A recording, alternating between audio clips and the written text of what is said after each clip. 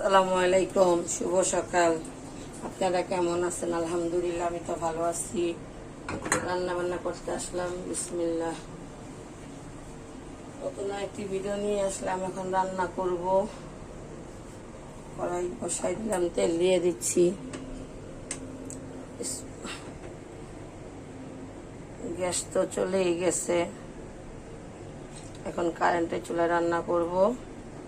আর এটার মধ্যে সামান্য একটু করে থাকে, টুকটাক ছোটোখাটো রান্না বান্না করা যায়।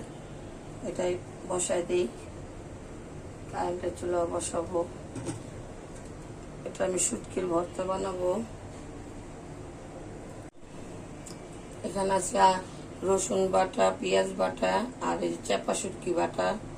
এটা আমি শুটকির ভর্তা বানাবো আজকে। বিসমিল্লাহ।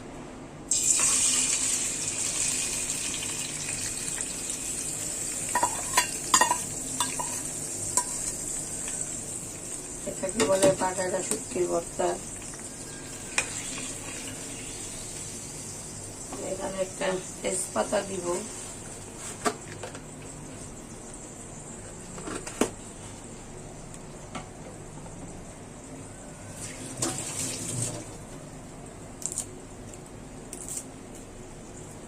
এটা হচ্ছে তেজপাতা। তেজপাতাটা আমি দিয়ে দেব। এখন দিব মশলা, শুধু শুকনো মরিচ আর কিছুই না। এটা পাটা মরিচ বেটে নিলেও হয়। এখনকার যুগে তার পাটা মরিচ বাটা যায় না, হাত জ্বলে। এটা সম্পূর্ণ পাটায় বাটা, পেঁয়াজ রসুন শুটকি, কিন্তু মরিচটা বাটার সাহস হয়নি। মরিচ বাটার সাহস হয়নি কারণ মরিচ বাটলে হাত জ্বলে। এর জন্য শুকনা, যেটা গুঁড়া শুকনা মরিচ রান্না করি সেটাই দিয়েছি। আমার বয়স ভালো আসতেছে না, কথা আটকায় যায়, কারণ আমার গলার সমস্যা।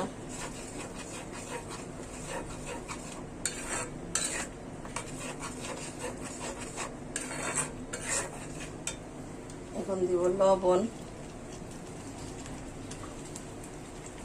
পরিমাণ মতো লবণ।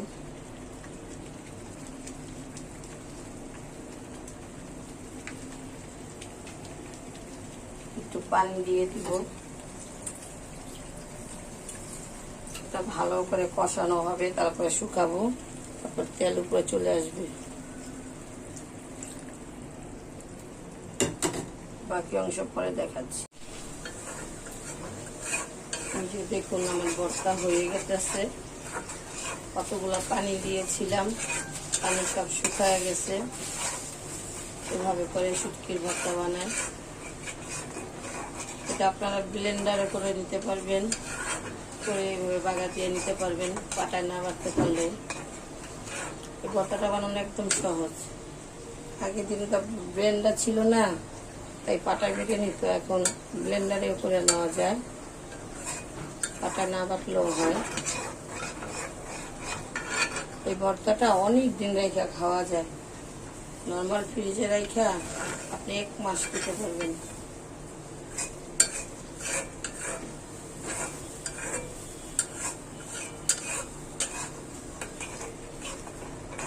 আরো ভাজা ভাজা করবো, একটু ভাজা ভাজা।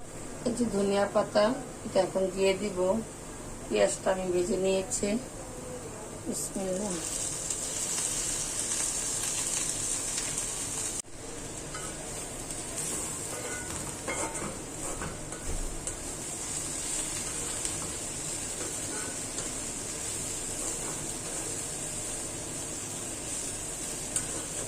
ধনিয়া পাতাটা ভাজা হয়ে গেছে, এখন নামিয়ে ফেলবো। আর ভাজবো না, তাহলে কালার নষ্ট হয়ে যাবে। অনেকে তো কাঁচা পাতাই বাটে। কাঁচা পাতাটা বাটলে হয় কি, তাড়াতাড়ি খেয়ে ফেলতে হয়, যেদিন বানায় সেদিনই। আর এটা আমি 2-3 দিন রেখেও খেতে পারবো।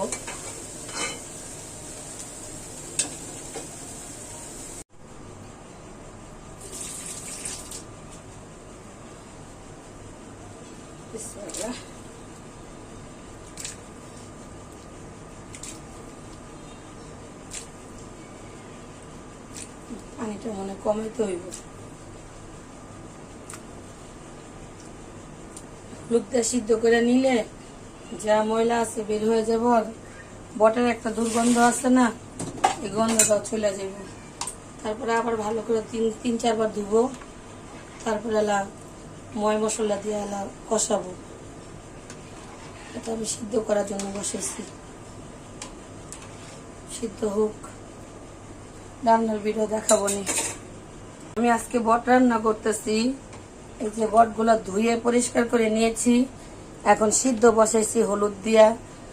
বট রান্না করলে এইভাবে হলুদ দিয়ে সিদ্ধ করবেন, করে আবার ধুইবেন, তারপরে মশলা দিয়ে রান্না বান্না করবেন। যদি কারো রেসিপি লাগে, আমি ওইভাবেই রান্না বান্না করি। এই যে দেখুন বট ভালো করে পরিষ্কার করছি, কইরা এখন গরম পানি করে হলুদ দিয়ে সিদ্ধ বসেছি। আরো আছে, আরো দেব।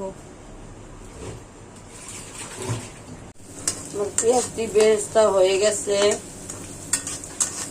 এখন আমি মশলা দিয়ে দিব।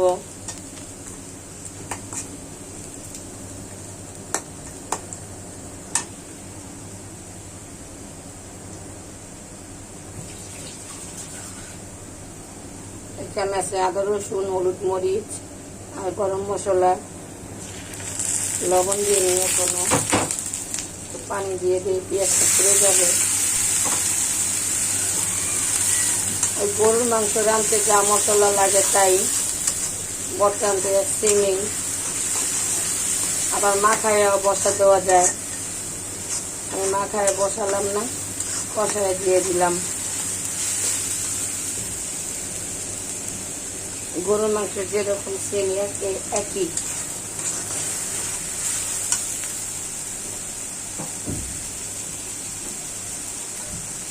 গরম পানি করা আছে, গরম পানি দিয়ে দিচ্ছি।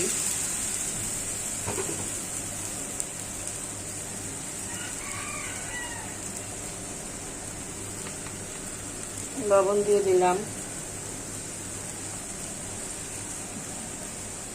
মশলা দিব, মশলাগুলো এখন হাতের কাছে নাই। হচ্ছে তেজপাতা, তেজপাতা দিয়ে দিলাম। এই শাহি গরম মশলার গুঁড়া, আমার শাহি গরম মশলা শেষ হয়ে গেছে, অল্প একটু আছে। আমি কিছুদিনের মধ্যে মশলা বানাবো, বানিয়ে ভিডিও দেখাবো কিভাবে মশলা বানিয়ে করে। আমি এখানে মরিচ ব্যবহার করছি বেশি, হলুদ কম। মরিচ দিছি 3 চামচ আর হলুদ দিছি 1 চামচ।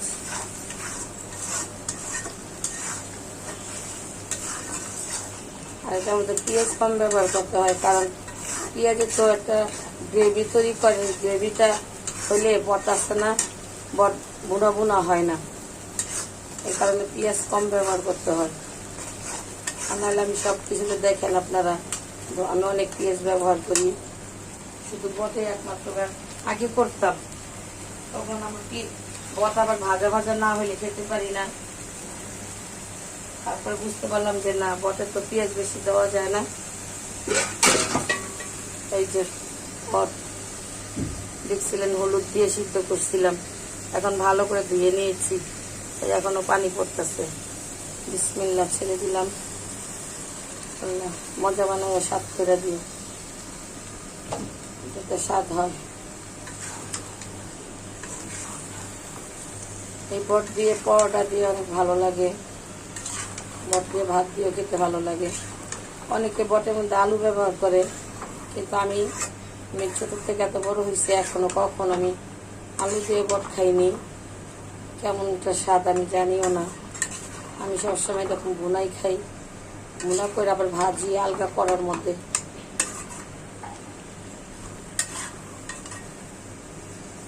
আচ্ছা, রান্না কমপ্লিট করে দেখাবো। আমার বট রান্না হয়ে গেছে, এই যে দেখুন দেখাচ্ছি, ভাজা ভাজা হয়ে গেছে। এখন আমি জিরার গুঁড়া দিয়ে দিব। এটা হচ্ছে জিরার গুঁড়া।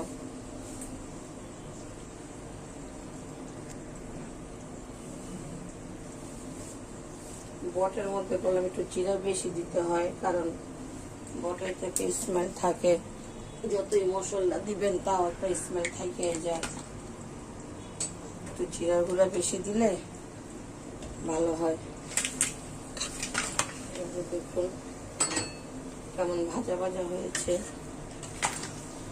তেলে যে তেল নিচে চলে আসছে, যে তেল। কে কেমন বট খান জানি না, আমি এইভাবে বট খাই, এরকম করে ভাজা ভাজা করে,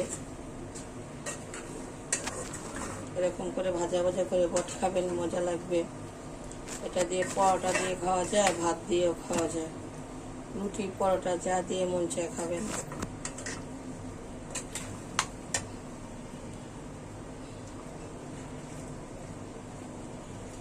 আমার বট রান্না কমপ্লিট হয়ে গেছে, এখন এটা আমি নামিয়ে ফেলবো। এভাবে রান্না করে খাবেন, খেয়ে দেখবেন ভালো লাগে। কড়াইটি বসাই দিলাম, এখন পেঁয়াজ দিয়ে দিব।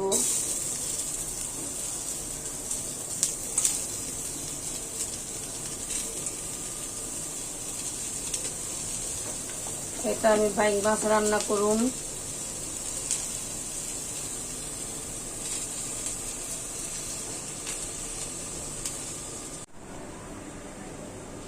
দিয়ে দিচ্ছি মরিচের গুঁড়া,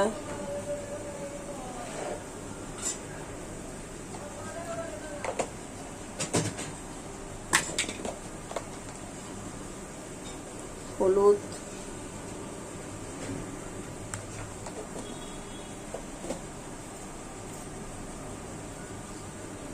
লবণ,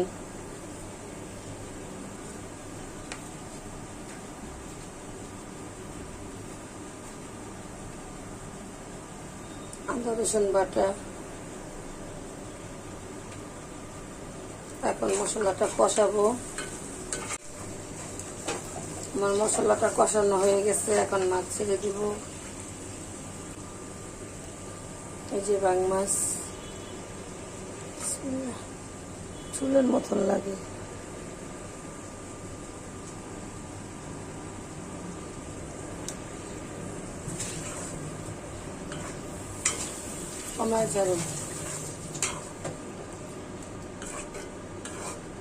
আমার রান্নাটা কমপ্লিট হয়ে গেছে, উপরে তেল চলে আসছে, এখন নামিয়ে ফেলবো। ভিডিওটি ভালো লাগলে লাইক করবেন, কমেন্ট করবেন, শেয়ার করবেন, একটা সাবস্ক্রাইব করে দিবেন প্লিজ।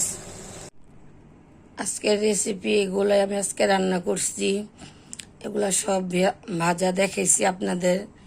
এই যে এখন আমি বেটে নিয়েছি ভর্তা, এক একটার আমি নাম বলতেছি। এটা হচ্ছে আলু ভর্তা, এটা হচ্ছে মুসুরি ডালের ভর্তা, এটা হচ্ছে কালিজিরার ভর্তা, এটা হচ্ছে ধনিয়া পাতার ভর্তা, এটা হচ্ছে শুটকির ভর্তা, চাপা শুটকি বাগার দিয়ে বানিয়েছিলাম, দেখাইছি। এই যে এই ভর্তাগুলো আজকে আমি তৈরি করছি, আর এক রকমের মাছ রান্না করছি। আজকের রেসিপি আমার এতটুকুই। আল্লাহ হাফেজ। এই ভর্তা দুটো আজকে আমি একজনের বাসায় পাঠাবো, এটা আমার একটা বোনের বাসায় পাঠাবো এই ভর্তাটা। আর এই ভর্তাটা আমার এক ভাতিজির বাসায় পাঠাবো, আমাদের বাসা উপরে থাকে, ওই ভাতিজির বাসায় এটা পাঠাবো। আর এটা একটা আমার বোন আছে, বোন বলেন বা বান্ধবী বলেন, নাম হচ্ছে রাশিদা, ওর বাসায় এটা পাঠাবো। এটার সাথে আরও অনেক কিছুই দিব, মানে ভাত দিব, একটা ভাত রান্না করছি যাকে বলে কাজি ভাত, ওই কাজির ভাত দিব, আর এই ভর্তাগুলো দিব। আর আমার ভাতিজি কাজির ভাত খায় না, তাই ওকে শুধু ভর্তাটা দিব। আজকের জন্য আল্লাহ হাফেজ, বাই।